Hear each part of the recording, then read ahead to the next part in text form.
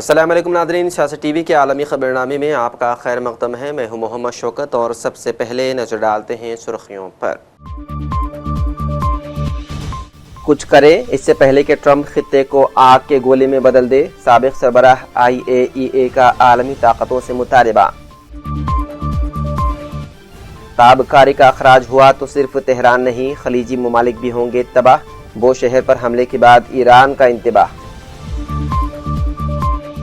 मगरबी एशिया में कशीदगी के हिंदुस्तान पर असरात, बढ़ेगी महंगाई, घटेगी GDP की शरह नमो। नेतन्याहू के खिलाफ मुजाहिरे, इसराइलियों का ईरान से जंग खत्म करने का मुतालबा। ईरान में एक माह से ज्यादा अरसे से जारी इंटरनेट की बंदिश, तारीख में किसी भी मुल्क में तवील तरीन मुल्क गिर शटडाउन बन गई। नाज़रीन, ये थी सुर्खियां, बढ़ते हैं खबरों की तफसील की जानिब। अमरीकी सदर डोनाल्ड ट्रंप की जानिब से 48 घंटे की डेडलाइन पर बैनुल-अक़वामी एटमी तवानाई एजेंसी के साबिक़ सरबराह मोहम्मद अल बरादाई का सख्त रद्द-ए-अमल सामने आ गया है, जिसमें उन्होंने बैनुल-अक़वामी बरादरी से फौरी एक्शन लेने का मुतालबा किया। सदर डोनाल्ड ट्रंप के बयान पर रद्द-ए-अमल में मोहम्मद अल बरादाई ने कहा कि मेहरबानी करें, खलीजी ममालिक की हुकूमतें जो कुछ हो सकता है करें। मोहम्मद अल बरादी ने अक़वाम मुत्तहिदा सलामती कौंसिल, अंतोनियो गुतरेस, यूरोपीय कौंसिल, फ्रांस, चीन और रूस से भी अपील की है कि कुछ करें क़ब्ल इसके ट्रंप खित्ते को आग के गोले में बदल दे। वाज़ेह रहे कि अमरीकी सदर डोनाल्ड ट्रंप ने एक बार फिर धमकी देते हुए कहा है कि ईरान के पास 48 घंटे हैं कि वो कोई मुआहदा लेकर आबनाए हुर्मस खोल दे, वरना इस पर क़यामत टूट पड़ेगी। अमरीकी सदर ट्रंप ने अपने social media platform truth social पर एक पोस्ट में कहा कि याद रखें, जब मैंने ईरान को 10 दिन दिए थे कि मुआहदा करें या आबनाए हुर्मस खोल दें। IRGC के सरबराह ने दावा किया है कि अमरीकी लड़ाका तैयारों को निशाना बनाने के लिए नया दिफाई निज़ाम इस्तेमाल किया जा रहा है। इसी दौरान ईरान के वज़ीर ख़ारजा अब्बास अराग़ची ने कहा कि अमेरिका इसराइल की जानिब से बो शहर न्यूक्लियर पावर प्लांट पर 4 बार हमला किया जा चुका है। अगर यहाँ मुसलसल हमले होते हैं तो यहाँ से निकलने वाली ताबकारी तेहरान तक ही महदूद नहीं रहेगी, बल्कि खलीज के दीगर ममालिक भी इसकी जद में आ जाएंगे। यानी बहरीन से लेकर कुवैत और सऊदी अरब जैसे ममालिक के शहर इसकी वजह से तबाह होंगे। उन्होंने मजीद कहा कि हवा का रुख ऐसा है कि ख़तरा ईरान के बजाय खलीजी ममालिक को ज़्यादा होगा।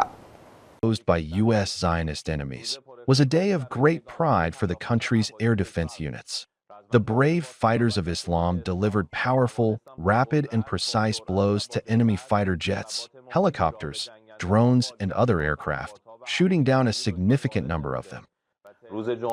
Friday, which should be called a Black Friday of humiliation for the American and Zionist enemies, saw the IRGC Aerospace Force's new air defense system shoot down one advanced fifth-generation US F-35 fighter jet, 3 strategic drones, including MQ-9 and Hermes models, and 2 radar-evading cruise missiles. A new air defense system operated by the IRGC Aerospace Force also shot down one advanced A-10 fighter aircraft and 2 Black Hawk helicopters using the weapons at their disposal.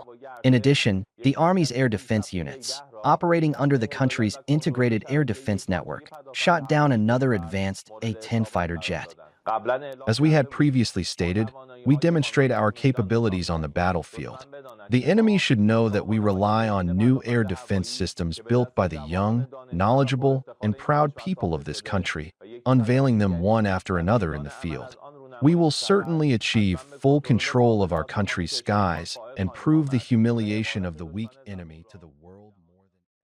मुत्तहिदा अरब इमारात में हिंदुस्तान के साबिक़ सफ़ीर संजय सुधीर ने इस एतमाद का इजहार किया है कि मुत्तहिदा अरब इमारात लचकदार है और ख़ित्ते में अपने स्ट्रेटजिक और इक़्तिसादी इस्तेहकाम को बरकरार रखते हुए तेज़ी से बहाली के लिए तैयार है। उन्होंने कहा कि ईरान के बार बार मिसाइल और ड्रोन हमलों ने मुत्तहिदा अरब इमारात की इलाक़ाई महफूज पनाहगाह के तौर पर साख को जांच पड़ताल में डाल दिया है। ये हमले, जिन्होंने अहम इंफ्रास्ट्रक्चर को निशाना बनाया है और सिक्योरिटी खदशात को बढ़ा दिया है, खलीज में बढ़ती हुई कशीदगी के दरमियान आए हैं। In the present circumstances, there have been no indications whatsoever, because all these economies, and I can say more authoritatively about the UAE, these are very, very robust and resilient economies. So there has never been any pressure of people to return. I mean, if you go back to COVID, for instance, even at that time, Indians never returned in large numbers. Of course, some Indians came back. Bharat flights happened, a lot of people came back.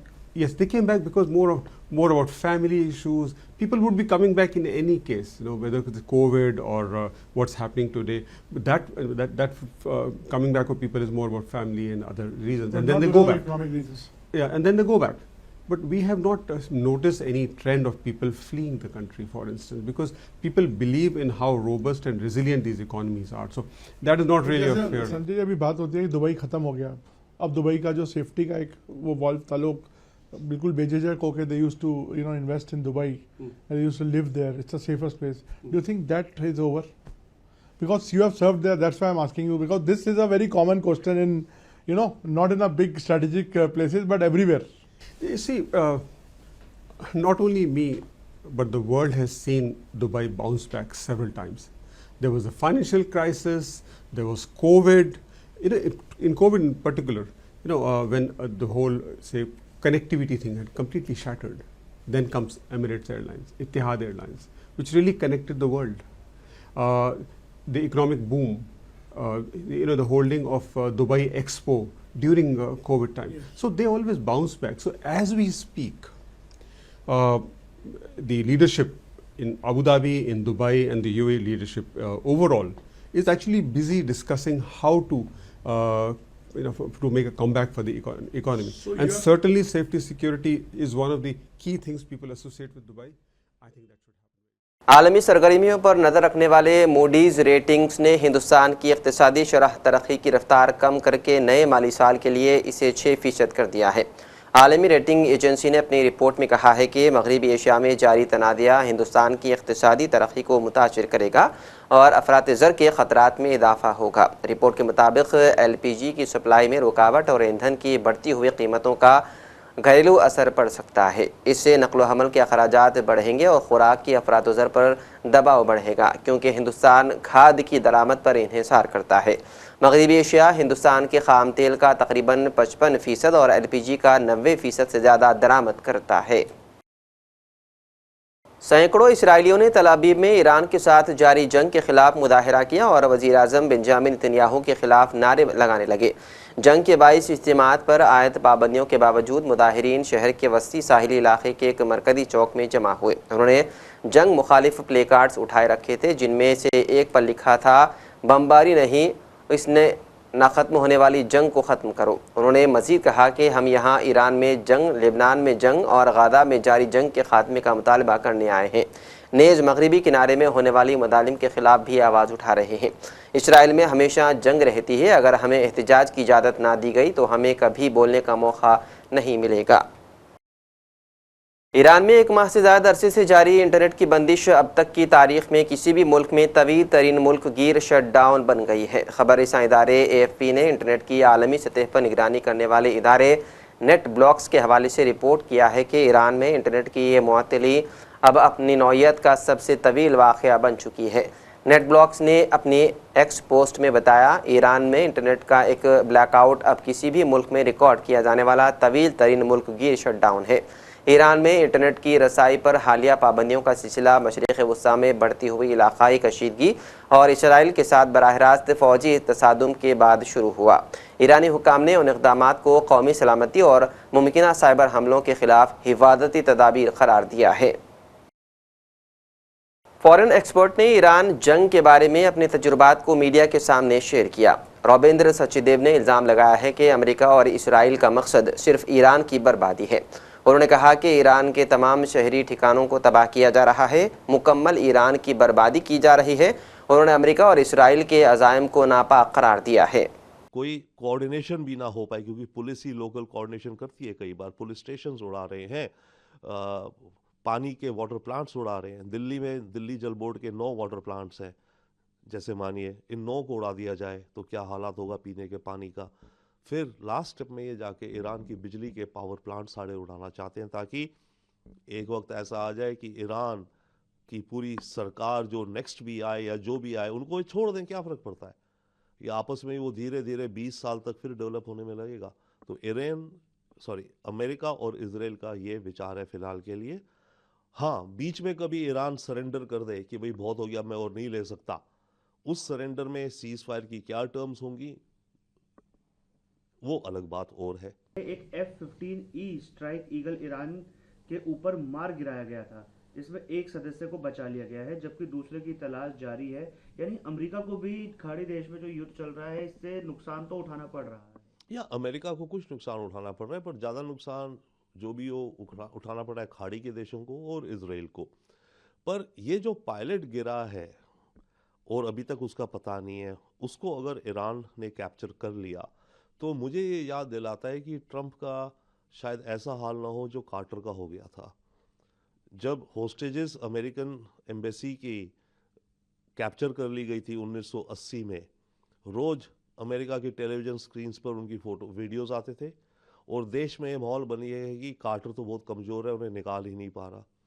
तो इस तरह से इस pilot के अगर videos रोज़ आने शुरू हो गए ईरान की तरफ से कि ये देखो ये रहा आपका पायलट, या उसने मैसेज दिया मुझे बचाओ, तो ट्रंप पे आ जाएगा कि भाई ट्रंप तो वीक है कि उसको निकाल नहीं पा रहा, बहुत प्रेशर आएगा ट्रंप पे। दूसरी बात जो अगेन कार्टर के साथ हुई थी, कार्टर ने उस प्रेशर में आके एक हेलीकॉप्टर और एक एयर ऑपरेशन भेजा था कि इनको इवैक्यूएट कर लो, जितने होस्टेजेस हैं करीब 50 थे, उसमें 8 हेलीकॉप्टर्स 4 एयरक्राफ्ट वगैरह ईरान गए थे। पर डेजर्ट स्टॉर्म ऐसा आया कि जब वो लैंड करे तो हेलीकॉप्टर्स ही कुछ ख़राब हो गए, उन्हें वापस भागना पड़ा और उसमें करीब 8 अमेरिकन सोल्जर्स मारे भी गए थे अपने आप ही क्रैश में। तो ऐसे अफरा तफरी में इस पायलट को एवैक्यूएट करने के लिए अगर ट्रंप ऑर्डर कर दे कोई ग्राउंड ऑपरेशन टाइप कि भाई हम जाएंगे, हमारे मरीन्स जाएंगे या कोई जाएंगे, एयरक्राफ्ट जाएंगे, ब्लैक हॉक्स जाएंगे, उसको निकाल के ले आएंगे, वैसी ऑपरेशन अगर बॉचअप हो गई तो ट्रंप की लीडरशिप पे एक बहुत बहुत बड़ा काला धब्बा लग जाएगा। क्षेत्र में शांति की पहल या जो कदम दिख रहे थे वो कहीं चलते नहीं दिख रहे हैं। ईरान जिस भी कारण हो, पब्लिक में तो रेटोरिक उसका बहुत स्ट्रांग है, वो झुक नहीं रहा है पब्लिक में। मशरिक़ वस्ता में जंग दिन ब दिन शिद्दत इख्तियार करती जा रही है। इस तनादिर में ईरान ने अमेरिका और इसराइल को सख्त इंतबाह जारी किया है।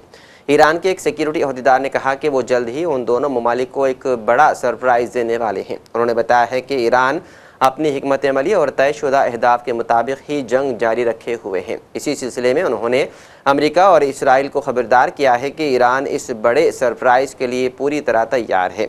ईरानी अहदेदार अमेरिका की अहदाफ की फहरिस्त को भी नाक़िस करार देते हुए इसका मजाक उड़ाया। उन्होंने कहा कि ट्रंप की जानिब से ईरान के पुलों को निशाना बनाने की धमकियाँ मुदहिका खैज़ हैं।